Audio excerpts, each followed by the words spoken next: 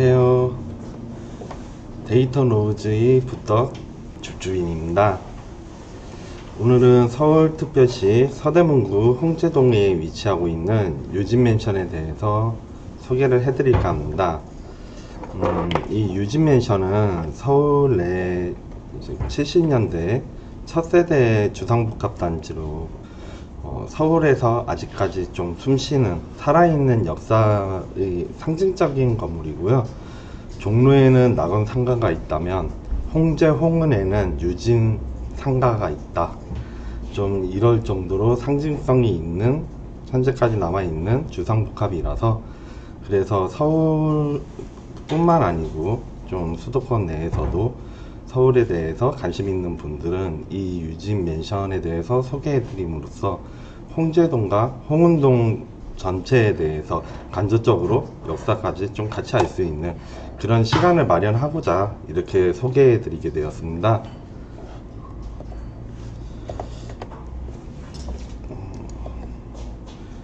네, 우선은 이 유진 맨션을 소개하기 전에 이 서울 서대문구의 홍제동과 홍은동에 대해서 좀 먼저 설명을 드리려고 해요. 네, 이 홍제 홍은동 같은 경우에는요, 인왕산, 그리고 안산, 여기 백년산하고요, 그리고 여 위에 이제 북한산으로 해서 사면이 큰 산으로 둘러싸여 있고요. 가운데로 해서 홍제천이 흐르고 있어요. 그래서 전형적인 이제 배산 임수 공간이라서 주거 밀집 구역이기도 하고요. 실제로도 친화적인 좀 주거 환경이 굉장히 좋은 동네예요. 특히나 이 인왕산 옆쪽으로 해서 지금 보시면 청운 효자동이 있는데요. 여기가 이제 경복궁이 있는 광화문 메인 동네거든요. 지금 산 하나를 끼고 반대편으로는 홍제 홍은동이 이렇게 위치함으로써 실제로도 종로하고 광화문과 매우 가까운 주거 밀집 구역이기도 하고요. 그리고 여기에서 이제 버스를 한 번만 타면 여의도까지 이제 직방으로 갈 수 있어요. 그리고 지금 3호선 라인으로 해서 또 강남까지 한 번에 이제 이동이 가능하기 때문에 정말 서울에 있는 중심 업무 지구에는 접근성이 매우 좋은 곳 중 하나입니다.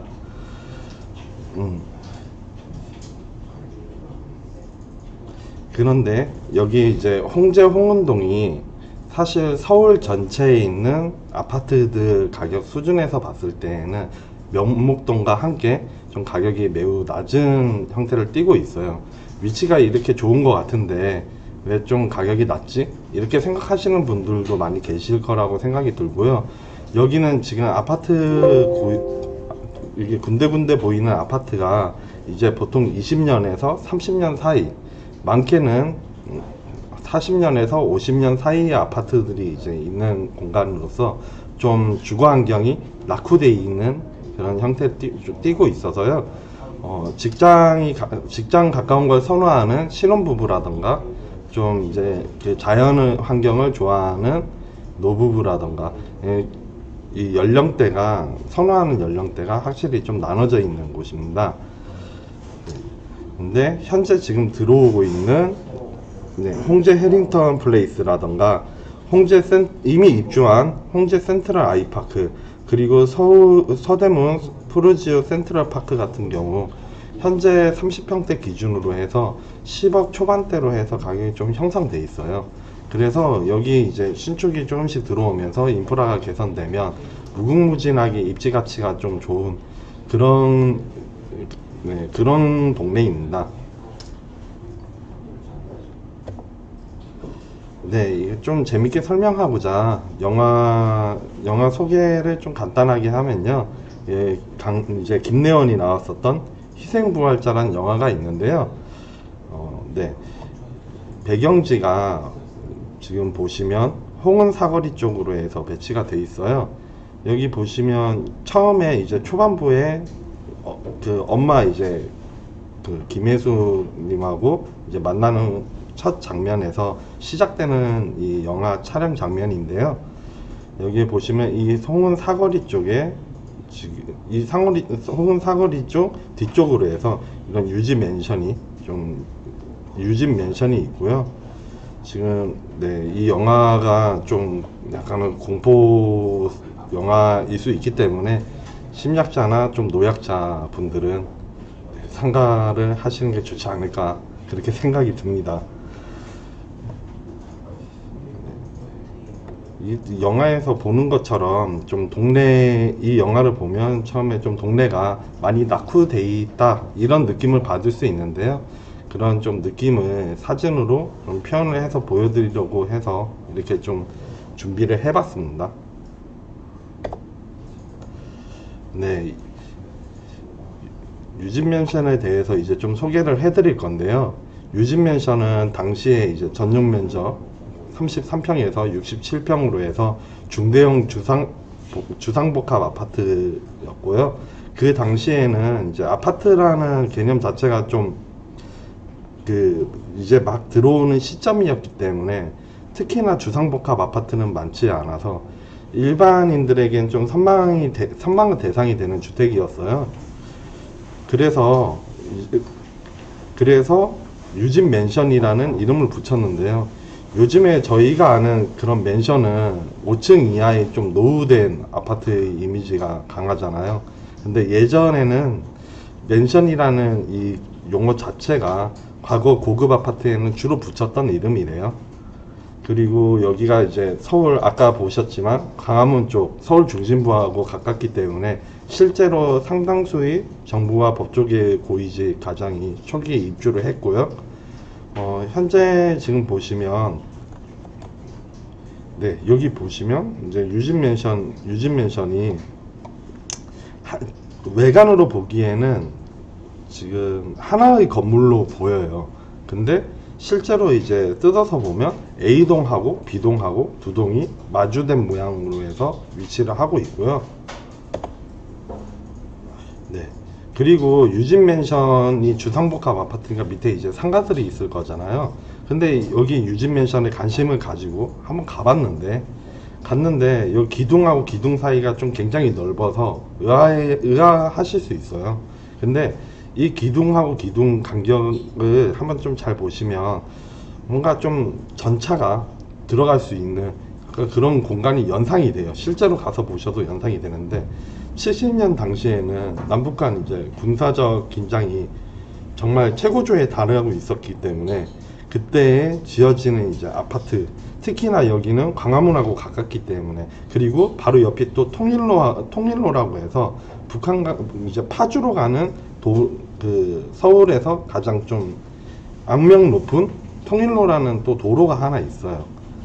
그 도로하고 또 바로 연결되는 구간이기 때문에요. 그래서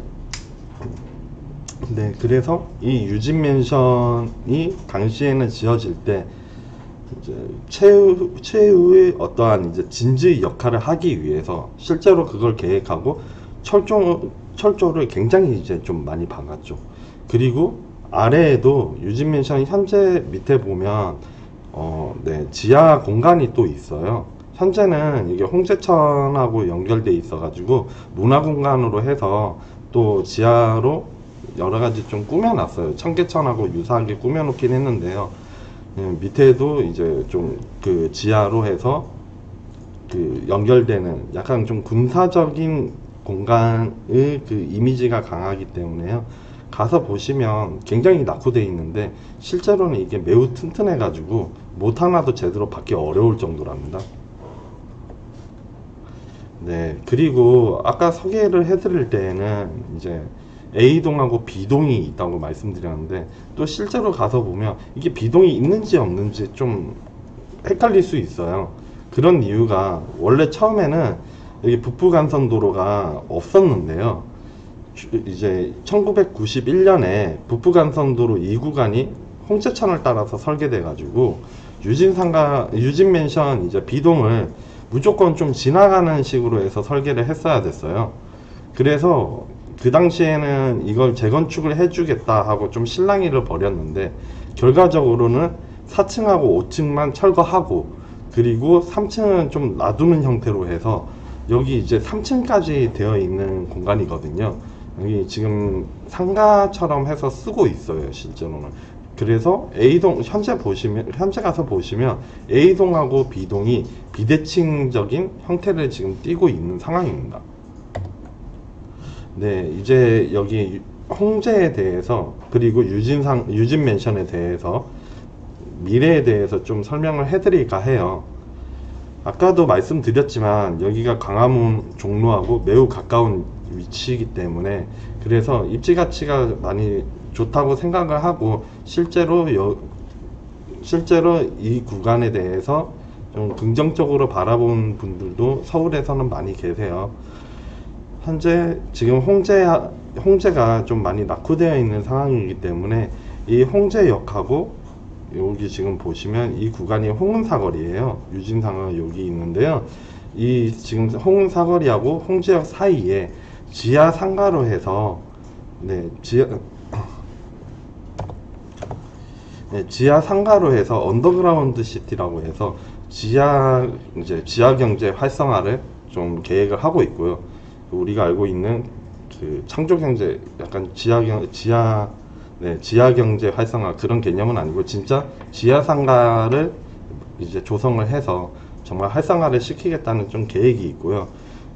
그리고 유진 상가는 아까도 말씀드렸듯이 이게 철골로 좀 굉장히 많은 철골로 이루어진 아파트이기 때문에 현재 철거가 좀 쉽지가 않아요. 그래서 여기는 이제 도시재생 사업으로 대상지로 선정이 돼 가지고요. 유진 상가가 좀 리모델링을 추진하는 그런 계획이 지금 현재 잡혀 있어요. 네, 방금 말씀드렸던 이제 언더그라운드 시티 구간이고요. 이렇게 해서 이제 좀 지하 공간을 활성화시키겠다는 계획이 있는 건데요. 이게 예전부터 말이 나왔어요. 그러다 보니까 되냐? 이거 진짜 하는 거냐? 이렇게 얘기가 좀 약간 회의적인 의견? 그런 것들이 있는데요. 실제로 뒤쪽에 보시면 광북 횡단 노선 중에 홍제역이 여기 지나가게 돼 있어요. 근데 이 광북 횡단선을 그 노선 중 홍제역이 참고로 이 홍은 사거리 쪽으로 계획이 돼 있거든요.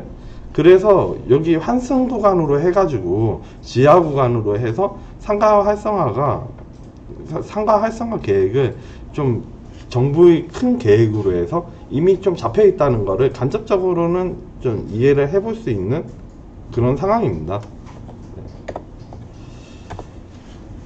네, 이상 유진 맨션에 대한 소개를 좀 마치고요. 그리고 이 홍제하고 홍은 구간에 대해서 우선 좀 짧게 말씀드린 게 있는데 골목 식당에 이제 포방터 시장이라던가 최근에 이제 나왔었던 문화촌 편이라던가 이게 다 이 동네에 있어서요. 실제로 좀 먹거리가 많이 있는 상황이고요. 맛집도 많이 있고요.